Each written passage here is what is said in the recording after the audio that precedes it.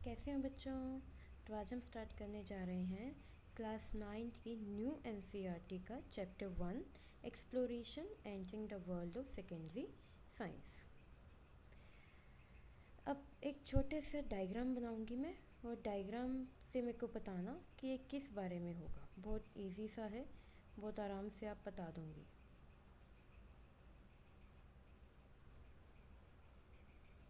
Idea लग गया होगा।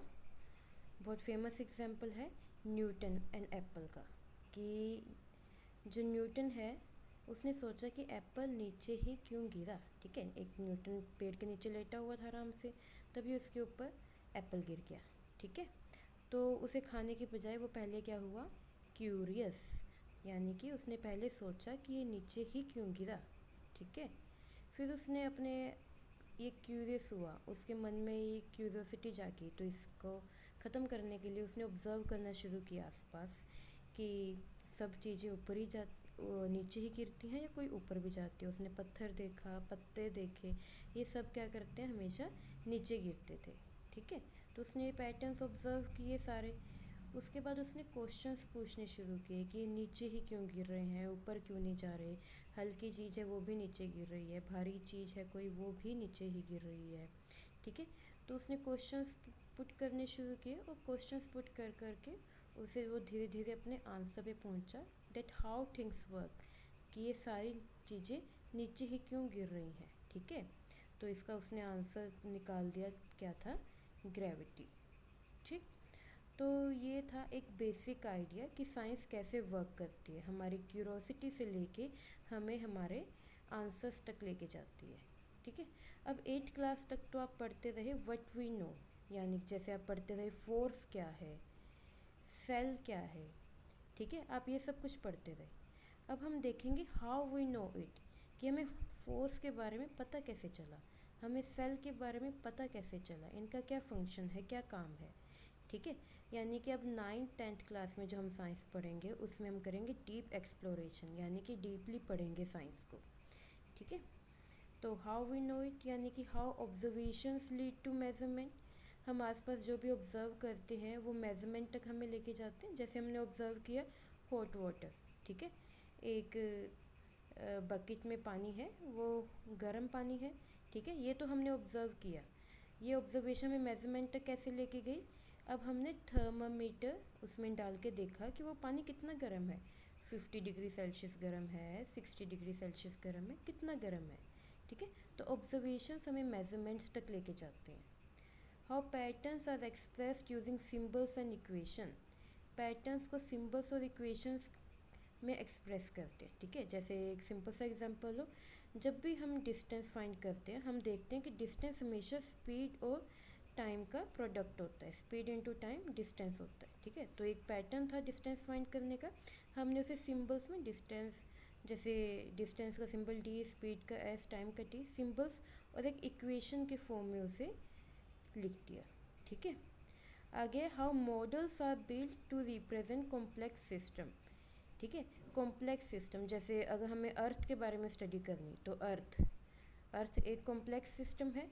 ठीक है, उसके बारे में इजीली स्टडी नहीं कर सकते, तो उसके लिए हम एक सिंपल सा मॉडल यूज़ करते हैं अर्थ का। आप सबको पता होगा, लो आप ही गैस करो। ठीक है, कि ये कैसा, किस चीज़ का मॉडल होगा। ये क्या है हमारे पास, ग्लोब।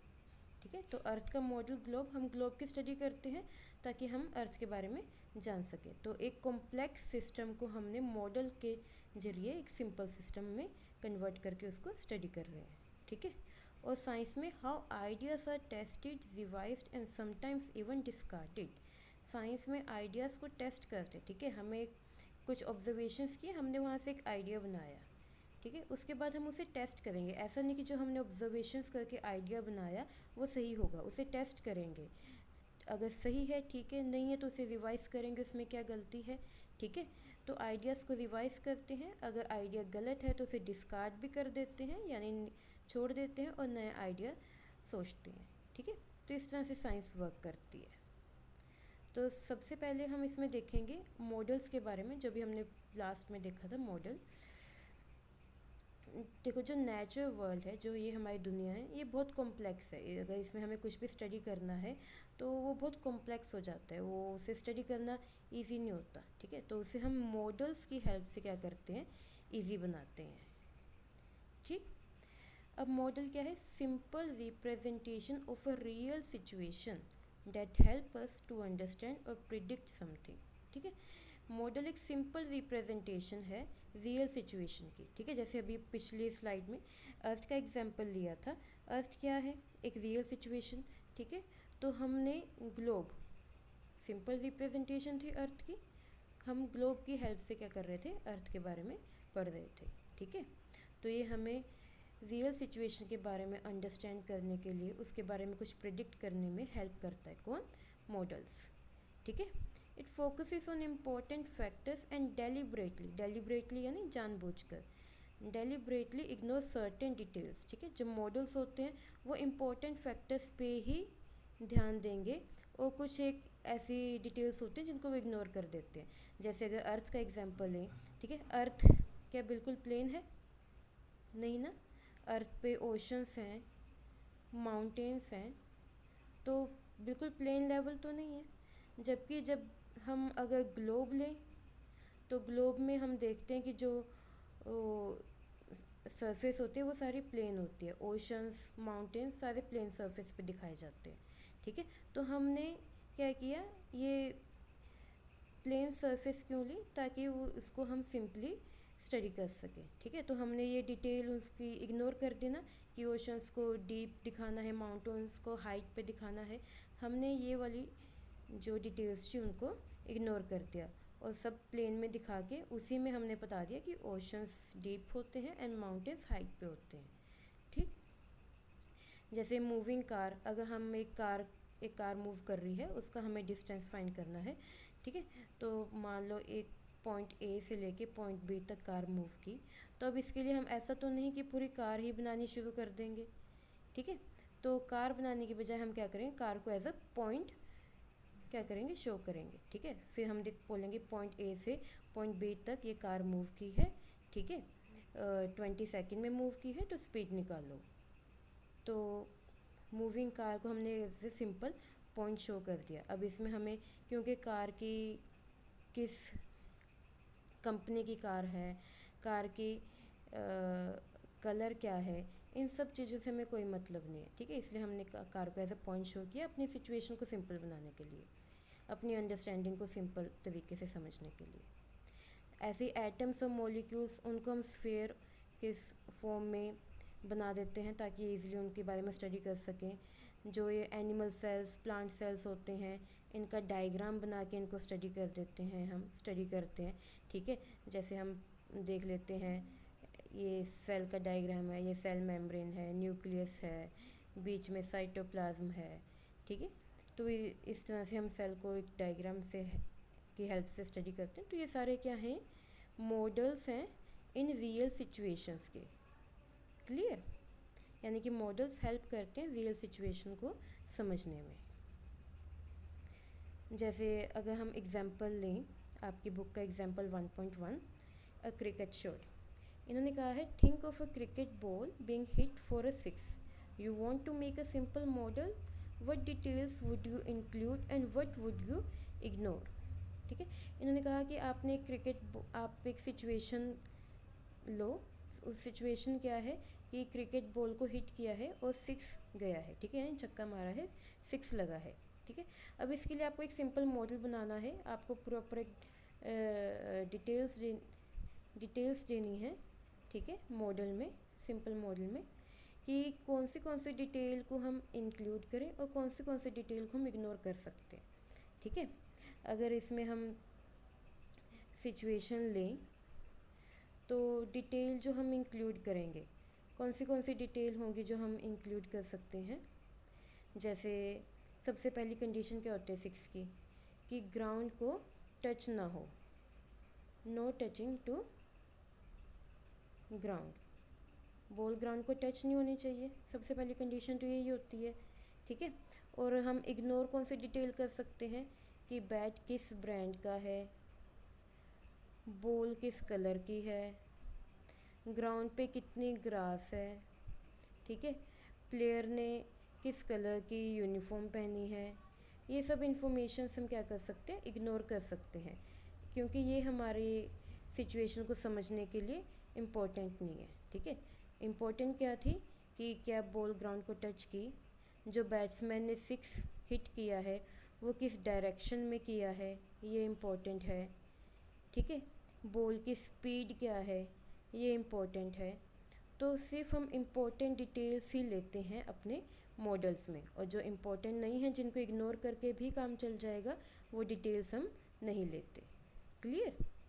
ऐसे ही आपकी एक्टिविटी 1.1 है, इसमें इन्होंने कहा suppose you ride a bicycle from your school to your home, ठीक है। आप स्कूल से घर तक एक बाईसाइकिल राइड कर रहे हो, you want to model the time it takes to go home from school, ठीक है। आप मॉडल करना है, यानी आपको क्या करना है, टाइम निकालना है कि स्कूल से घर तक, स्कूल से होम तक जाने में कितना टाइम लगा, ठीक है। इसके लिए आपको एक मॉडल करना है। तो what details would you keep and what details would you ignore, कौन सी डिटेल आप रखोगे। स्कूल से घर तक जाना है तो उसके लिए हम देखेंगे डिस्टेंस कितना है स्कूल से घर तक का, ठीक है। जो बच्चा बाईसाइकिल चला रहा है उस साइकिल की एवरेज स्पीड कितनी है। अगर डिस्टेंस और एवरेज स्पीड हमें पता होगी तो हम इजीली टाइम निकाल लेंगे, ठीक है। वहीं पे जो डिटेल हम इग्नोर कर सकते हैं, इग्नोर कौन सी डिटेल कर सकते हैं कि साइकिल किस ब्रांड की है, किस कलर की है, बच्चा किस बच्चे की हाइट क्या है, ठीक है। ये कुछ एक डिटेल्स हैं जो हम इग्नोर कर सकते हैं। Clear. Suggest why ignoring some details में एक्चुअली भी यूज़फुल। अब हमें साइकिल की ब्रांड, कलर, हाइट, इनसे कोई मतलब नहीं है, तो इनको अब हम इग्नोर भी करेंगे तो हमारे लिए हेल्पफुल ही होगा, क्योंकि हमारा मॉडल इजी हो गया। अगर हम ये डिटेल्स भी लेते रहेंगे तो मॉडल हमारा कॉम्प्लेक्स हो जाएगा, और मॉडल का काम ही होता है ईजी बनाना कॉम्प्लेक्स को, तो हम इनको इग्नोर कर देंगे, ठीक है। नेक्स्ट है हमारे पास science use precise language. Precise यानी कि एक बहुत ही एक्यूरेट सी लैंग्वेज यूज़ करती है साइंस, ठीक है। या फिर इसे हिंदी में बोलते हैं बहुत एक सटीक भाषा होती है साइंस की, ठीक है। जैसे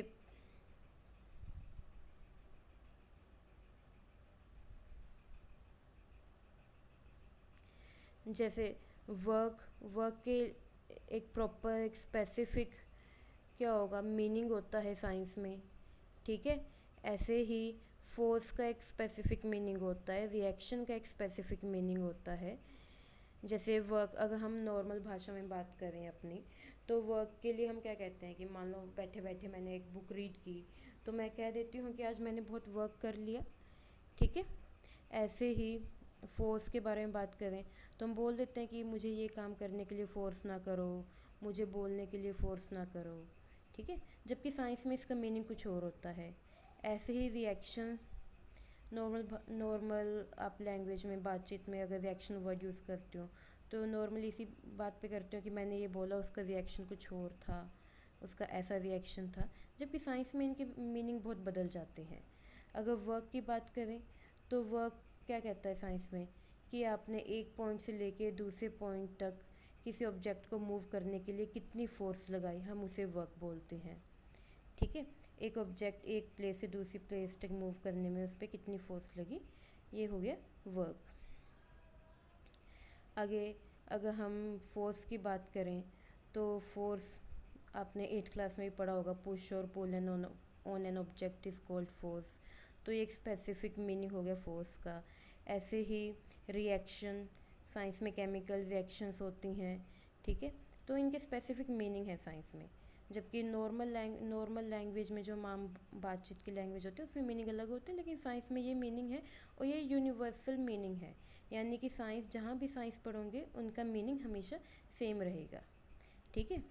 अब ये प्रिसाइज लैंग्वेज साइंटिस्ट के लिए कैसे हेल्प करती है कि ऑब्जर्वेशंस बहुत क्लियरली डिस्क्राइब कर देते हैं, रिजल्ट्स ईजिली कंपेयर हो जाते हैं, ठीक है। आइडियाज़ शेयर करने में कोई कन्फ्यूज़न नहीं होती कि एक साइंटिस्ट ने वर्क के बारे में कुछ कहा है तो दूसरा साइंटिस्ट भी वर्क के बारे में वही समझेगा, ठीक है, क्योंकि डेफिनेशन ही सेम है साइंस में, तो कोई कन्फ्यूज़न नहीं होगी इन दोनों के बीच में। क्लियर? तो यहाँ से हमें पता चलता है कि साइंस की जो अपनी लैंग्वेज है ये एक प्रिसाइज लैंग्वेज है और ये बहुत ही हेल्पफुल है और बहुत यूनिवर्सल लैंग्वेज है, सभी जगह यही यूज़ होती है, ठीक है। जैसे अगर हम देखें साइंस में कुछ सिंबल्स होते हैं, जैसे मास के लिए m सिंबल है, वेलोसिटी के लिए v है, फोर्स के लिए F है और I क्या है, करंट का सिंबल है। अब ये सिंबल्स क्या हैं? ऐसा नहीं कि इंडिया में यूज़ होते हैं ये सिंबल, अगर आप USA में देखो वहाँ भी मास के लिए m ही सिंबल यूज़ करेंगे, फोर्स के लिए F यूज़ करेंगे। अगर आप किसी और देश में देखो, UK में देखो, वहाँ भी ऐसे ही सेम यही सिंबल्स यूज़ करेंगे। तो ये सिंबल्स भी क्या है, यूनिवर्सल हैं, just like the language of science, ठीक है। और हर एक इन क्वांटिटीज़ की एक डिफाइंड यूनिट होती है, जैसे मास के लिए 1 किलोग्राम, ये SI यूनिट है, स्टैंडर्ड यूनिट है, ठीक है। तो पूरी दुनिया में जहाँ भी यूज़ करेंगे मास के लिए स्टैंडर्ड यूनिट वो किलोग्राम होगी। वेलोसिटी की स्टैंडर्ड यूनिट है, फोर्स की स्टैंडर्ड यूनिट है, करंट की भी स्टैंडर्ड यूनिट है, ठीक है। इन सब की एक डिफाइंड यूनिट होती है। Main idea behind this is to make science short, universal and precise, ठीक है। तो अब ये वर्ड्स के लिए, प्रॉपर वर्ड्स के लिए सिंबल यूज़ किए जिससे हम साइंस में इक्वेशंस वगैरह शॉर्ट हो जाएं, जल्दी हम पढ़ सकें, ठीक है।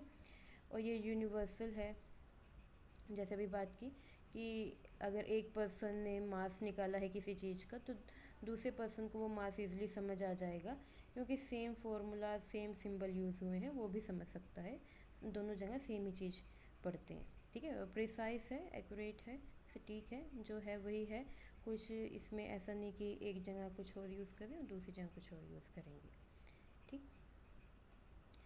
नेक्स्ट है role of mathematics in science. Science में मैथमेटिक्स का क्या रोल है? Maths helps show how different quantities are related. Maths help करता है ये शो करने में कि डिफरेंट क्वांटिटीज़ एक दूसरे के साथ कैसे रिलेट होती हैं, ठीक है। It allows clear expression of ideas, ideas बहुत क्लियरली एक्सप्रेस हो जाते हैं, जैसे अभी हमने पीछे पढ़ा था distance equals to speed into time, ठीक है, बहुत इजीली एक्सप्रेस हो गया ये सारा आइडिया, ठीक है। इसमें ऐसा नहीं कि हमें प्रॉपर एक सेंटेंस में ये पूरा लिखना पड़ा that what is a distance, हमने बहुत आराम से 3 वर्ड्स में डिस्टेंस को डिफाइन कर दिया, ठीक है। Accurate testing of results, proper calculations होती हैं, कैलकुलेशन सही हैं तो हमारे जो रिज़ल्ट्स हैं उनकी अच्छे से टेस्टिंग हो जाती है कि वो सही भी हैं या नहीं, ठीक है। तो maths is not just calculations and memorising formulas, it is about understanding the situation.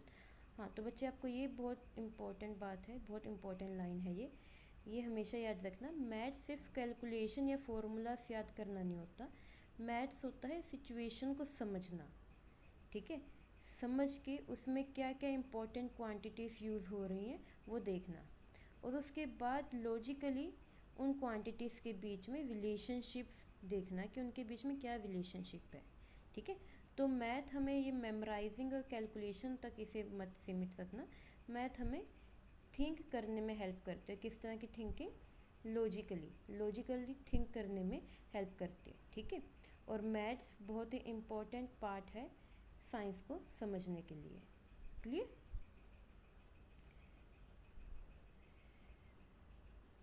अब यहाँ पे एक आपकी बुक में एक बहुत अच्छा एग्जाम्पल सा दिया है, वो देख लेते हैं हम पहले।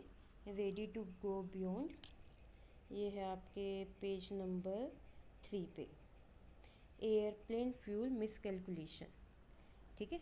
अब इसमें इन्होंने क्या कहा है, अभी हमने पीछे पढ़ा था कि डिफाइंड यूनिट्स होती हैं सबकी, ठीक है, पीछे स्लाइड में पढ़ा था कि डिफाइंड यूनिट्स होती हैं। इन डिफाइंड यूनिट्स का अभी हम देखते हैं कि क्या काम है, कैसे ये हेल्पफुल है। अगर यूनिट्स डिफाइन ना हो तो किस तरह से मिसकम्युनिकेशन हो जाता है और एक्सीडेंट्स भी हो सकते हैं, ठीक है। तो डिफाइंड यूनिट की हम बात कर रहे हैं।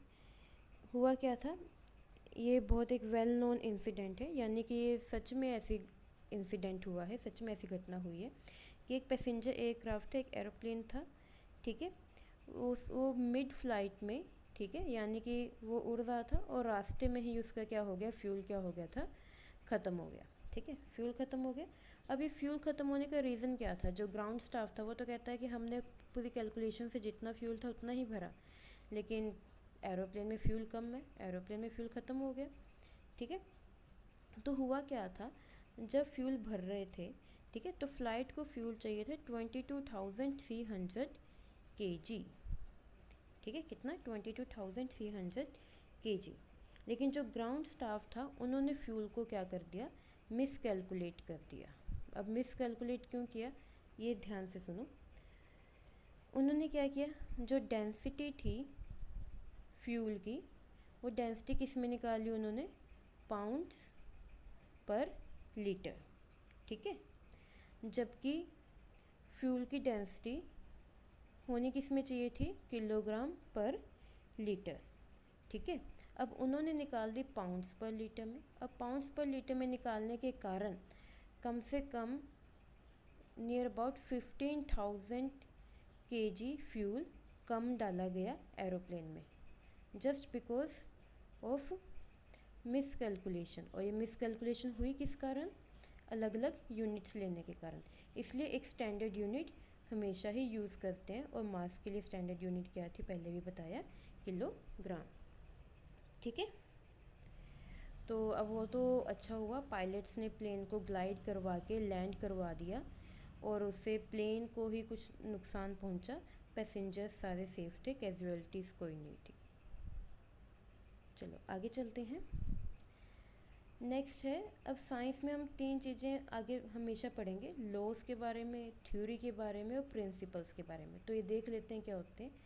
Law, regular pattern observed in nature often expressed using words और मैथमेटिकल रिलेशनशिप्स, ठीक है। लॉ क्या है, रेगुलर पैटर्न है जो नेचर में हम देखते हैं, कि यानी कि नेचर में वो चीज़ें सेम उसी तरह से बार बार दिखती हैं। जैसे सिंपल सा एग्जांपल हो, जब भी आप बस में ट्रैवल करोगे जब भी आप बस में ट्रैवल करोगे तो उस टाइम पे जब भी एकदम से ब्रेक लगती है, सडन ब्रेक लगती है, तो हम आगे की तरफ गिरते हैं। ऐसा हमेशा होता है, ऐसा तो नहीं कि दिल्ली में जो बस चल रही है वहाँ पे हम आगे की तरफ गिरेंगे और मुंबई में जो बस चल रही है वहाँ ब्रेक लगने पे हम पीछे की तरफ गिरेंगे, ठीक है, ऐसा तो नहीं होता। और मान लो कि अ,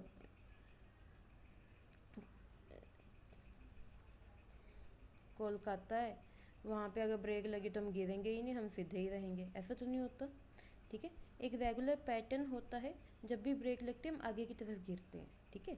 ऐसा क्यों है, क्योंकि इसके पीछे एक लॉ होता है, Newton's first law of motion, ठीक। अब ये रेगुलर पैटर्न ऑब्जर्व किया, ठीक है, और ये रेगुलर पैटर्न हमारा क्या बन गया, एक लॉ, ये पूरे दुनिया में ऐसे ही होता है, ठीक है। तो ये लॉ बन गया, इसे बोलते हैं Newton's first law of motion. तो लॉ बताते हैं व्हाट हैपन्स, क्या हो रहा है, ठीक है, कि जब भी ब्रेक लगती है लोग आगे की तरफ गिर रहे हैं, व्हाट हैपन्स, ठीक है। आगे थ्योरी है, explanation of why those patterns occur, ठीक है, कि वो पैटर्न क्यों हो रहे हैं उसकी एक्सप्लेनेशन देती है, यानी कि यहाँ पे हमें रीजंस मिलते हैं, why something happen, why people always fall forward when there is a sudden brake, ठीक है। तो व्हाई समथिंग हैपन का आंसर हमें किससे मिलता है, थ्योरी से, ठीक। ऐसे ही एटॉमिक थ्योरी है, अपन आगे आप चैप्टर्स में पढ़ोगे, ठीक है। तो थ्योरी हमें वाई का आंसर देती है, एक्सप्लेनेशन बताती है पैटर्न्स की। नेक्स्ट है principles, broad ideas that help us make sense in given situation. Principle क्या है, ब्रॉड आइडियाज़ हैं जो एक प्रॉपर सेंस बनाते हैं किसी भी गिवन सिचुएशन का, ठीक है। जैसे आर्किमिडीज प्रिंसिपल, ये भी आप आगे चैप्टर्स में पढ़ोगे, ठीक है, अभी मैं इसे डिस्कस नहीं करूँगी। तो प्रिंसिपल्स हैं ब्रॉड आइडियाज़ जो हमें अलग अलग सिचुएशंस में हेल्प करते हैं, किस तरह से ये सिचुएशन है, कैसे हो रही है, क्यों हो रही है, क्लियर। आगे है प्रिडिक्शंस। प्रिडिक्शंस यानी कि फ्यूचर के बारे में कुछ प्रिडिक्ट करना। अब आप कहोगे साइंस और फ्यूचर के बारे में प्रिडिक्ट करना, ये कुछ जम सा नहीं रहा, ठीक है। तो प्रिडिक्शंस भी साइंस का एक बहुत ही इम्पोर्टेंट पार्ट है, ठीक है। Telling what will happen before it actually happens, वही है प्रिडिक्शन, हमें कुछ होने से पहले ही हम बता देते हैं कि क्या होगा, ठीक है। अब ये क्या होगा, इसका आंसर हमें कहाँ से मिल रहा है? हमने लॉज पढ़े हैं, थ्योरीज पढ़ी हैं, मॉडल्स बनाए हैं, मॉडल्स पढ़े हैं, ठीक है। इनसे ही हमें आंसर मिलता है कि आगे फ्यूचर में क्या हो सकता है। इसका बहुत अच्छा एग्जांपल अगर आप लो तो क्या है? वेदर फोरकास्ट होता है ना। बहुत बच्चों ने नोटिस किया होगा अपने घर पे मोबाइल्स में, जब भी मौसम थोड़ा ख़राब होता है तो मैसेज आ जाता है कि इस टाइम से इस टाइम तक बहुत ज़्यादा आंधी तूफान आने की संभावना है, इस टाइम बहुत तेज़ बारिश हो सकती है, ठीक है। तो पहले ही वार्निंग आ जाती है। तो ये वार्निंग किस कारण आती है? वेदर फोरकास्ट के कारण, ठीक है। तो ये हमें पहले ही प्रिडिक्ट करके बताते हैं कि क्या हो सकता है, किस तरह का मौसम हो सकता है। Clear? Predictions are based on logic, evidence and past observations. ऐसे ही कुछ भी प्रिडिक्ट नहीं कर लेते। प्रिडिक्शंस लॉजिक पे बेस होते हैं, एविडेंस पे, और पास्ट में क्या क्या हुआ, किस तरह की ऑब्जर्वेशंस रही, उन पे बेस्ड होती है प्रिडिक्शंस, ठीक है।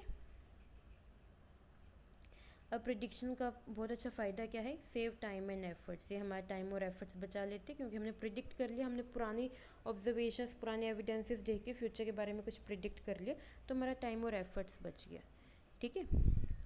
और एक्सपेरिमेंट्स करने से पहले ही हम प्रिडिक्ट कर लेते हैं कि आंसर क्या होगा। इससे क्या होता है कि हमारा टाइम बच जाता है, और अगर एक्सपेरिमेंट करते भी हैं उसके बाद हमारे प्रिडिक्शन से आंसर मिलते हैं तो हम पूरे श्योर हो जाते हैं कि हाँ सही था, ठीक है। हाँ, अगर प्रिडिक्शंस गलत हो जाती हैं तो साइंटिस्ट अपनी अंडरस्टैंडिंग को इम्प्रूव करते हैं, देखते हैं कि क्यों गलत हुई, इसमें क्या गलत है।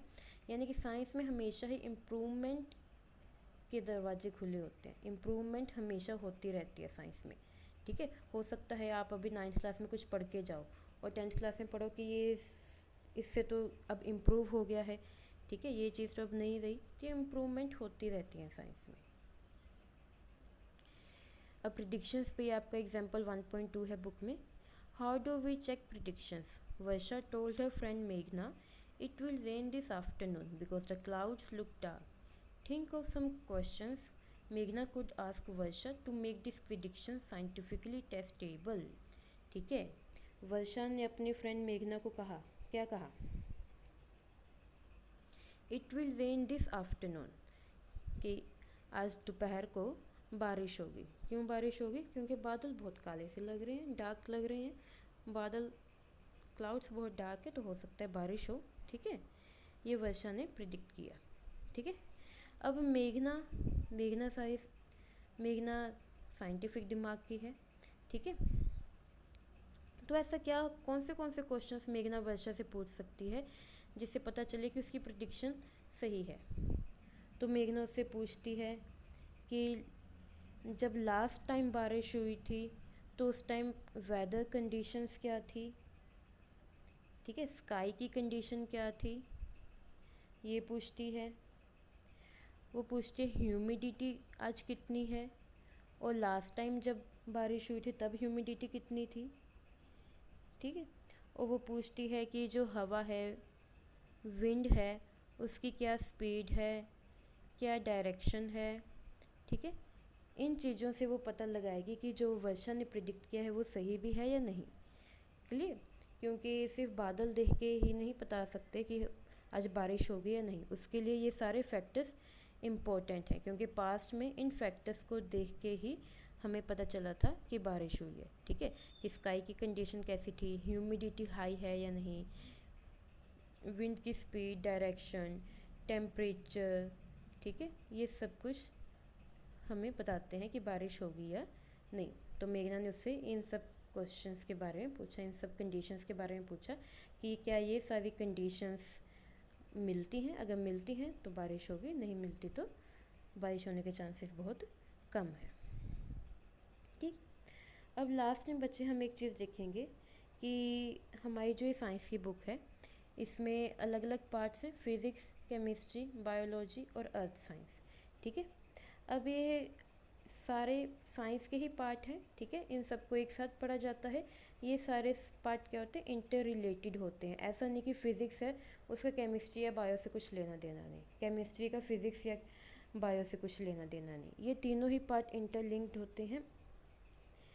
क्लियर। जैसे अगर हम बात करें मास की, आपकी बुक में बहुत अच्छा एग्जांपल दिया है कि जो मास्क होता है वो कैसे काम करता है। अब मास्क में फ़िज़िक्स भी यूज़ होती है, किस तरह का फाइबर यूज़ कर रहे हैं, केमिस्ट्री भी यूज़ हो रही है, बायोलॉजी यूज़ हो रही है कि उसमें वायरस कौन से वायरस को हम रोक सकते हैं, कौन से पार्टिकल्स को हम रोक सकते हैं, फ़िज़िक्स यूज़ हो रही है, ठीक है। ऐसी अर्थ साइंस ये भी इंटरलिंक्ड होती है, और इन सब में मैथमेटिक्स तो ज़रूर है जो ये साइंस को समझने में हेल्प करती है, ठीक है। तो all are interrelated to organise knowledge, ताकि नॉलेज को ये हम अच्छे से ऑर्गेनाइज कर सकें। क्लियर। तो ये था हमारा कंप्लीट चैप्टर 1। आई होप आपको समझ आया होगा। अगर कोई भी डाउट होगा चैप्टर 1 में तो आप कमेंट सेक्शन में लिख देना, ठीक है। और चैनल को सब्सक्राइब कर लेना फॉर चैप्टर 2। थैंक यू बच्चों।